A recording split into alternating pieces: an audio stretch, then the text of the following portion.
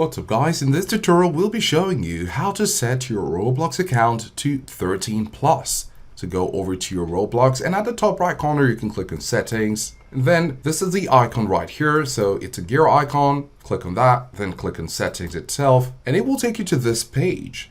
Under personal, you can see the edit icon. And once we hover over it, it says change birthday. So once you click on that, you will be able to set your appropriate birth date, which of course, if you're 13 plus, you will be providing the accurate date. Now, why is this important? Because you will need to confirm with a form of identification. This might be a government issued ID, which will help Roblox to verify your age.